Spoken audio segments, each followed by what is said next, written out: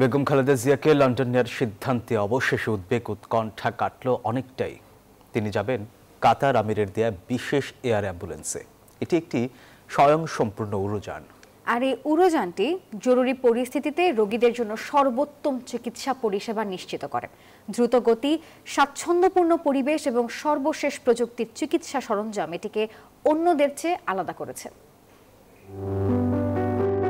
গত 23 নভেম্বর রাতে শ্বাসকষ্ট দেখা দিলে সাবেক প্রধানমন্ত্রী ও বিএনপি চেয়ারপারসন বেগম খালেদা জিয়াকে এভারকেয়ার হাসপাতালে নেওয়া হয়। পরীক্ষায় ফুসফুসে সংক্রমণ ধরা পড়ায় করা হয় ভর্তি। পরে শারীরিক অবস্থার অবনতি হলে এসডিইউ থেকে স্থানান্তর করা হয় সিসিইউতে। এছাড়া দীর্ঘদিন ধরে নানা শারীরিক জটিলতায় ভুগছিলেন তিনি। এবার উন্নত চিকিৎসার জন্য নেওয়া হচ্ছে লন্ডনে। কাতারের আমিরের পাঠানো বিশেষ এয়ার অ্যাম্বুলেন্সে করে কাতারের রাজধানী দোহা এবং সেখান থেকে লন্ডনে যাবেন তিনি। সেখানেই হাসপাতালে চিকিৎসা নেবেন। এটা কাতারের আমির অ্যাপ্রুভ করেছেন, আমরা জানিয়ে দিয়েছি ফরেন মিনিস্ট্রিকে। তো এখন ওনারা আমরা টেন্টেটিভ ডেট জানতে চেয়েছি, টাইম জানতে চেয়েছি, কবে কখন যেতে চাই। তো এটা ডক্টরদের উপর ডিপেন্ড করতেছে, ওনারা যখন ক্লিয়ারেন্স দিবেন। ওদের স্বপ্ন পূরণে পাশে থাকতে পেরে আমরা গর্বিত। ওনাদের ক্লিয়ারেন্সের উপরে ডিপেন্ড করে আমাদের ফ্লাইট চলে আসবে।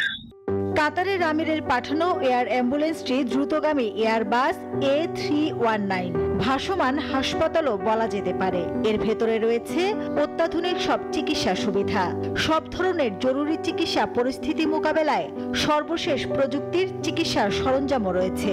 এছাড়া আছে ventilator, defibrillator, monitor, infusion pump এবং অন্যান্য জরুরি ঔষধ।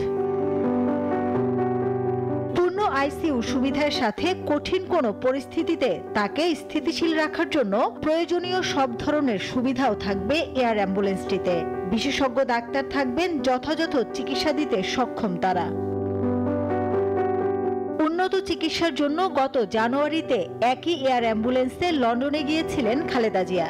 সেখানে প্রথমে হাসপাতালে, পরে ছেলে তারেক রহমানের বাসায় থেকে তিনি চিকিৎসা নেন। প্রায় 4 মাস পর গত 6 মে দেশে ফেরেন খালেদা জিয়া। দেশবাসী আর নেতাকর্মীদের প্রার্থনা, আপসীর নেত্রীর চিকিৎসা নিয়ে সুস্থ হয়ে আবারও দেশে ফিরবেন। হাল ধরবেন দলের, দেশের। দীর্ঘ রোগভোগের কাছে হার না মানা নেত্রী আবারও জয় করবেন সব অসুস্থতাকে। মাসুদা লাবনী, নিউজ 24, ঢাকা।